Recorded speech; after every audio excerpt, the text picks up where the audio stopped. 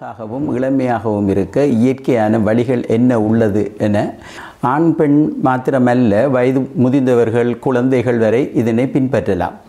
இது மருத்துவ ரீதியாக நிரூபிக்கப்பட்ட மிக முக்கியமான ஆராய்ச்சிகளிலிருந்து பெறப்பட்ட தகவல்களைத்தான் நான் உங்களுடன் பகிர்ந்து கொள்ள விரும்புகிறேன். முதலாவது, நீங்கள் குடிக்கிற தண்ணி அதிகமாக இருக்க வேண்டும். குறைந்தது 2.5 3 லிட்டர் அளவுடைய தண்ணி தினசரி நீங்கள் குடிக்க வேண்டும். ஹெல்த்தி ஃபேட் எதில் உள்ளதுன்னு சொன்னால் மீனில் காணப்படுகிறது, அவகாடோவில் காணப்படுகிறது, ஒலிவ் ஆயிலில் காணப்படுகிறது, மற்றது நட்ஸ் வகைகளில் காணப்படுகிறது. அவ்வாறு செய்யும்போது உங்களோட தோலில் மாய்ஸ்சரைசிங் கெப்பாசிட்டி அதிகமாக இருக்கும். அதனால் தோல் மிகவும் அழகாக பளபள என்று காணப்படும். மற்றது நீங்கள் கூடுதலாக சாப்பிட வேண்டிய ஒரு உணவு தான் மற்றது ஃப்ரூட்ஸ் வகைகள் கூடுதலாக சாப்பிடணும். அடுத்தது வெஜிடபிள் வகைகள் அதிகமாக எடுக்கணும்.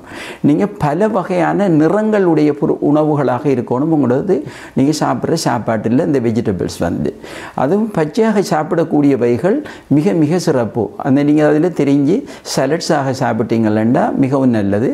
அதனால் நிறைய ஆன்டி ஆக்சிடென்ட்ஸ் கிடைக்கும். ஆன்டி ஆக்சிடென்ட்ஸ் என்னும்போது அடுத்தது நிறைய மினரல்ஸ் உங்களோட உடம்புக்கு கிடைக்கும். தோலுக்கும் இந்த நிறைய மினரல்ஸ் தேவைப்படுகிறது. மற்றது எத்தனையோ வகையான விட்டமின்ஸ்கள் அதில் காணப்படுது. அடுத்தது ஃபைபர்ஸ் நிறைய காணப்படுது. இந்த பொருட்கள் மிக மிக அவசியம் எங்களோட உடலுக்கு. ஆகவே அதை நீங்கள் சேர்த்துக்கொள்வது மிக முக்கியம்.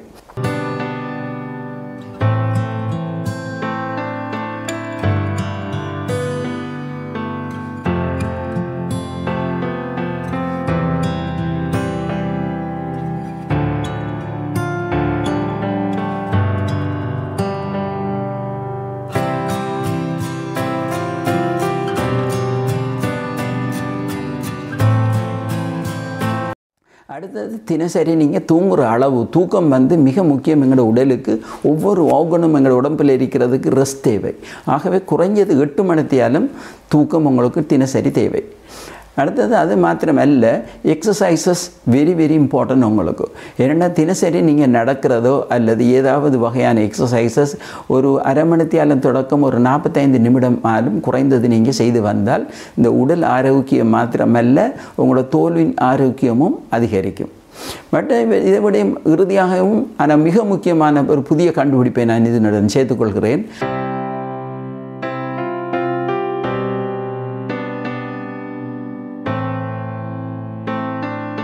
ஃபாஸ்டிங், அதாவது விரதம், மற்றது நோன்பு, அவ்வாறு நீங்கள் சமய ரீதியாக கல்ச்சரல் ரீதியாக செய்வார்கள்.